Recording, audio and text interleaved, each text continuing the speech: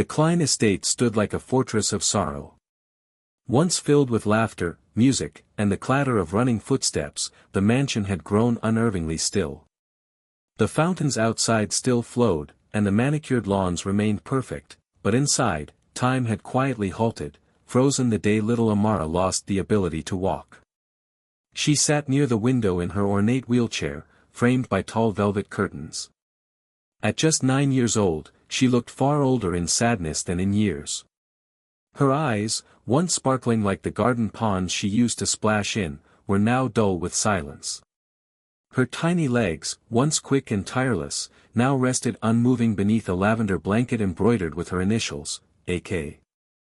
4 years ago, it had been a rainy afternoon. A sudden crash. Metal twisted like paper. Screams. Then nothing. She had survived the car accident. Miraculously. But her spine had not. The diagnosis: permanent paralysis from the waist down. A parade of doctors, specialists from Switzerland to Singapore, had offered promises that slowly dissolved into pity. Her father, Richard Klein, had spent millions, but money could not mend the thread between her body and movement. He stood behind the glass doors now, watching her from afar. Richard was a man the world admired, founder of Klein Tech, a billionaire, ruthless in boardrooms and headlines. But here, in this house, he was simply a broken father. Nothing in the corporate world had prepared him for helplessness. He had conquered markets but could not fix his daughter's legs, or her fading hope. She barely spoke now. Only to her mother, and even then, only briefly. Her world had shrunk to this room, picture books left unread, a violin she no longer touched, dolls resting in corners like forgotten dreams. Physical therapists came and went. Her mother tried everything: music therapy, hydrotherapy, even an experimental neural implant trial, but nothing stirred her legs. Nothing stirred her spirit. Until one day, a gardener named Yusuf, hired to tend to the estate's olive trees, approached Mrs. Klein quietly. He was from a small village, he said. There was a man there, an old farmer, who had helped people walk again. Not with machines. Not with medicine. But with something else. Something deeper. Some called it faith, others energy, and some, foolishly, called it magic. Mrs. Klein had dismissed the idea. A farmer? A healer with no degree? Ridiculous. But Amara had overheard. And, for the first time in months, she had looked up from her window and asked, "Can I see him?"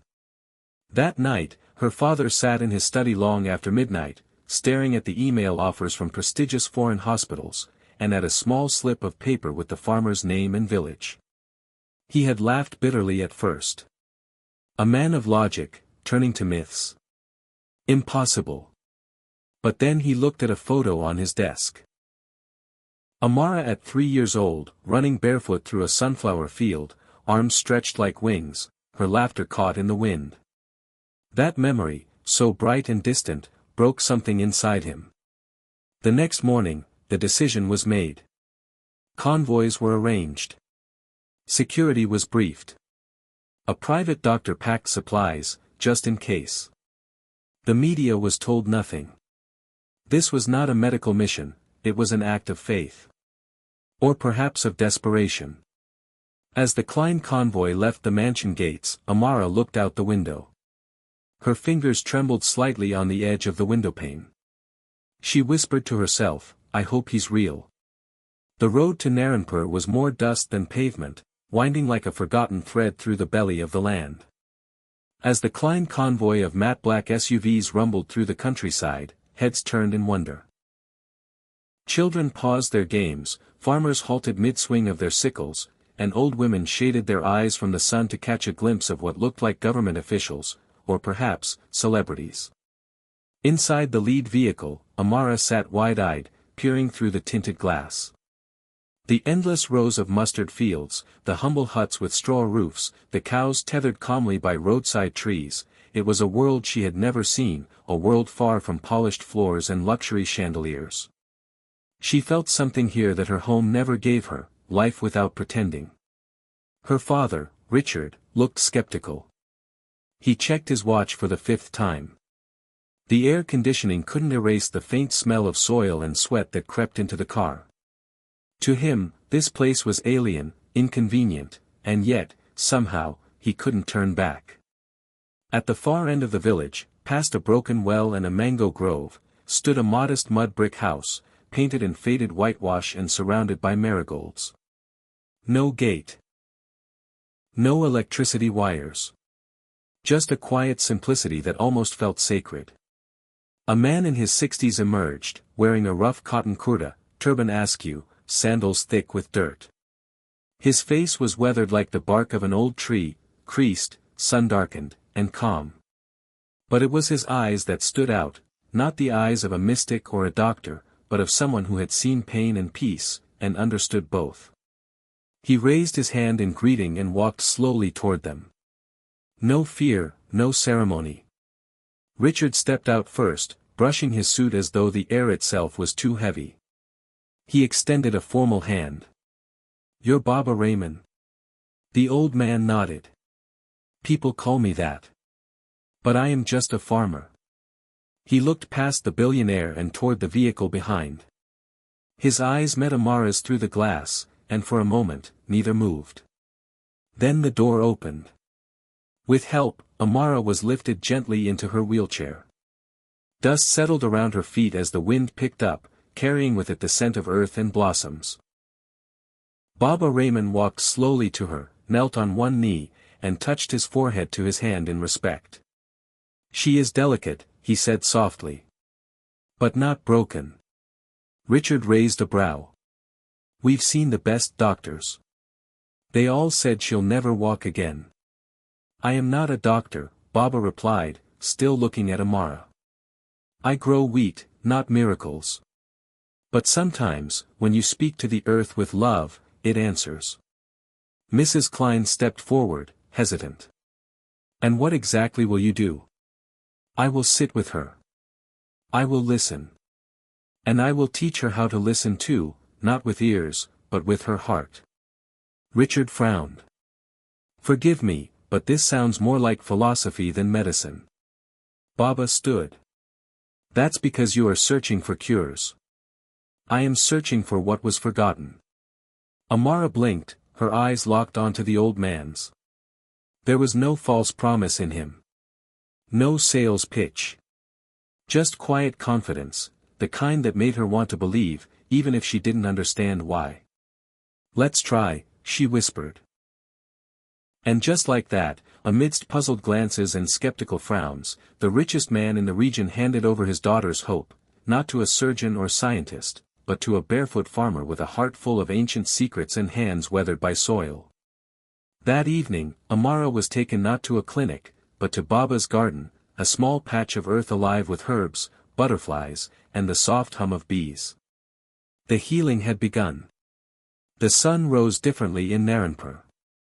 It didn't burst into the sky like it did over tall city towers, it breathed, slowly, over the fields, casting golden warmth across the dew-soaked soil. It wasn't just another day for Amara. It was the first time in years she woke up with curiosity rather than routine. That morning, Baba Raymond did not greet her with medicine or machines. Instead, he arrived holding a brass bowl filled with water, a folded mat, and a freshly plucked marigold. "Today," he said gently, "we begin by listening." Amara was confused. Listening to what? He smiled. "To everything you've forgotten." He wheeled her beneath a tall neem tree in the center of his garden. Around them, nature was alive, the flutter of sparrows, the rustle of leaves, the distant whistle of a shepherd. A goat bleated somewhere far off, and the scent of lemongrass mixed with moist earth. "Close your eyes," Baba said. She hesitated but obeyed. "Now place your hands on the ground." Her slender fingers met the soil, warm, gritty, alive. "This earth holds memory," he said. "Of rain, of roots, of footsteps.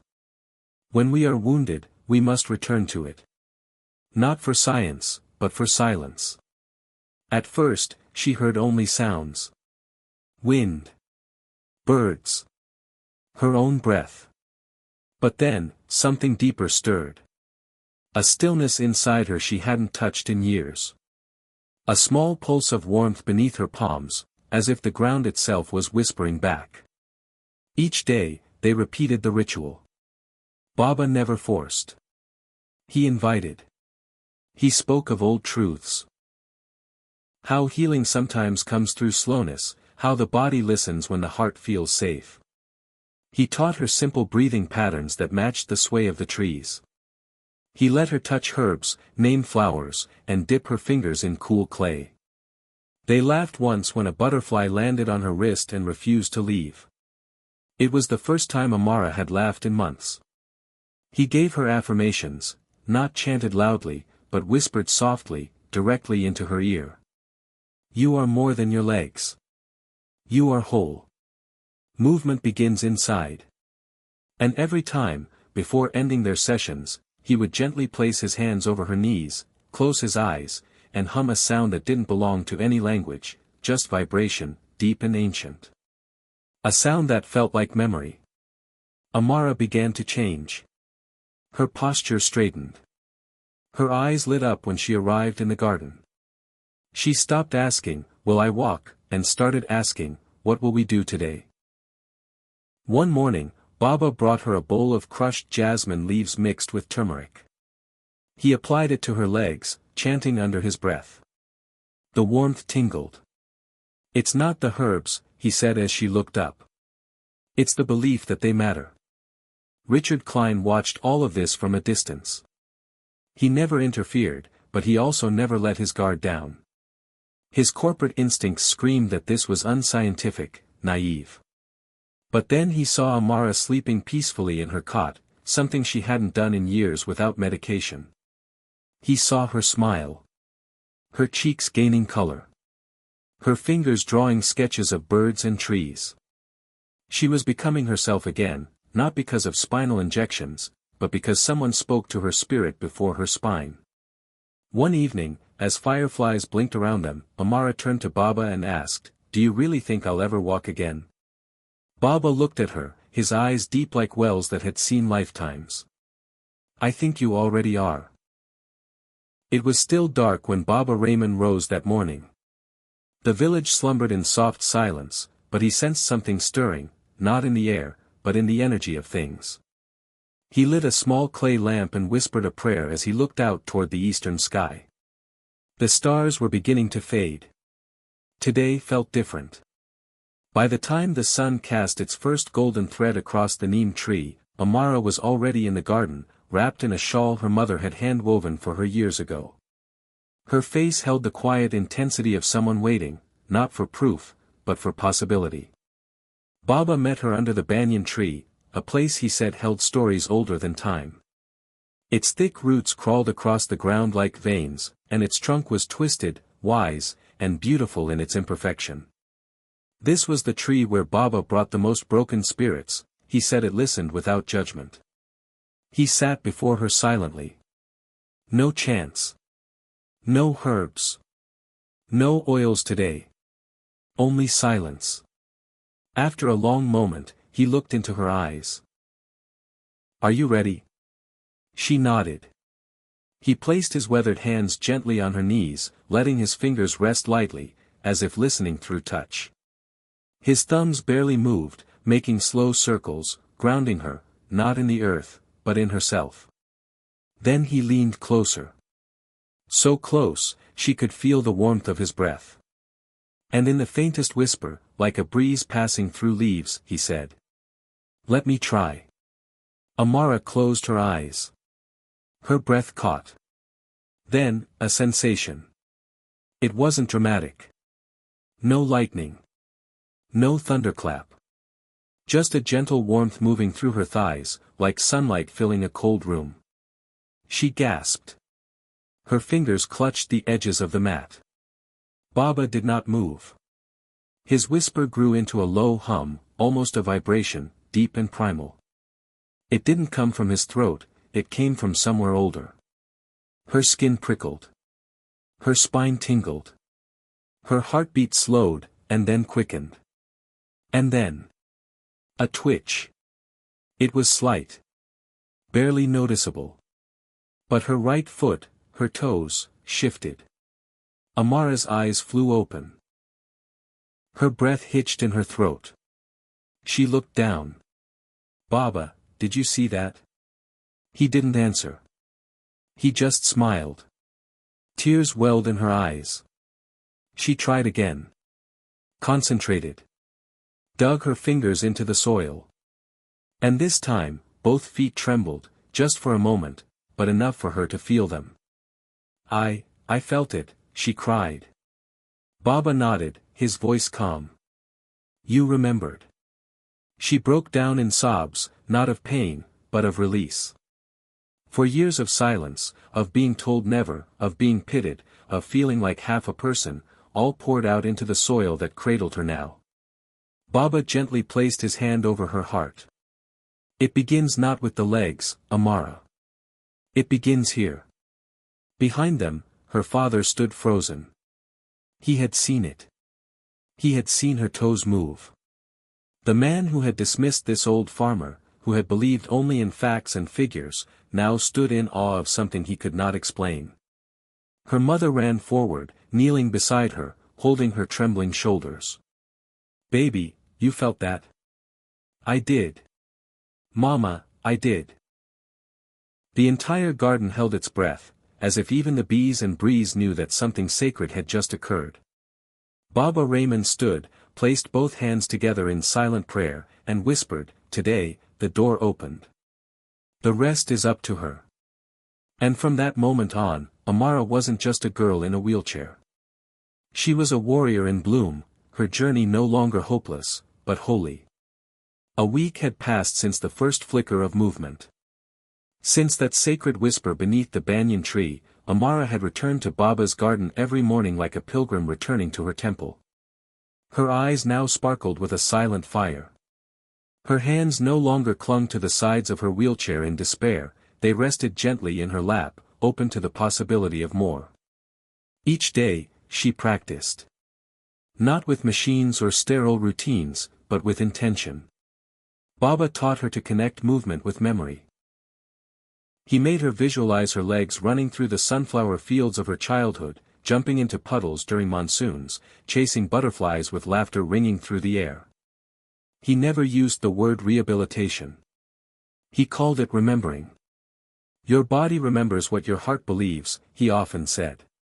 On the seventh day, the village had gathered, not by announcement, but by intuition. Word had spread, the billionaire's daughter was healing. Old women carrying clay pots, barefoot children with flower chains, even the young priest from the temple stood silently near Baba's garden, waiting.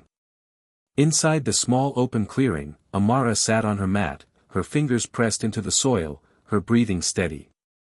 Her parents stood close, Richard in a simple kurta now, the suit long abandoned, and Mrs. Klein holding a marigold in her trembling hand. Baba stood beside Amara, eyes closed, whispering a soft prayer into the morning light. Then he stepped back. "Today," he said gently, "you rise not for the world, not for your father, not even for me, but for yourself." Amara nodded slowly. She placed her palms on the mat. Her arms trembled. She pressed her feet against the earth, feeling them fully for the first time in 4 years. And then, like a leaf breaking through the soil, she rose. It wasn't graceful. It wasn't steady. But it was real. First on her knees, then one foot, then both. Her body shook. Her knees threatened to buckle. A gasp rippled through the crowd. Her mother clutched her heart. Her father's lips parted, unable to speak. And then, one step. Then another. And then another. The entire garden erupted into tears and gasps and silent awe. Amara took 5 steps toward Baba, who stood with his hands folded, unmoving, eyes glistening. She reached him. And collapsed into his arms, sobbing, not from exhaustion, but from freedom. "You did it," she whispered into his chest. "No," he replied softly, you remembered how. Her father dropped to his knees. He couldn't stop the tears, the choking sound of a man who had carried mountains on his shoulders but was broken by the sight of his daughter standing. He embraced her tightly, burying his face in her shoulder. I thought I'd lost you, he whispered. You didn't, Amara replied, you just had to stop trying to fix me, and believe in me. Her mother joined them, the three embracing in a moment that felt larger than life itself. The villagers watched, many with tears in their eyes, moved not by status or wealth, but by the purity of human courage. Baba turned away quietly and walked back to his hut. He did not wait for applause. He had done what he came to do, reignite belief in a broken world. That evening, as the Klein family prepared to leave, Amara walked, slowly, but without help, back to the SUV. Baba placed a small marigold in her hand. She looked up at him. Will I ever run again? He smiled, placing a finger on her heart. Child, you already have. The convoy drove away, but in the rearview mirror, Amara could see him still, standing in the fading sunlight, barefoot in the earth, a silent guardian of hope. And somewhere deep inside her, the footsteps of her future echoed loudly.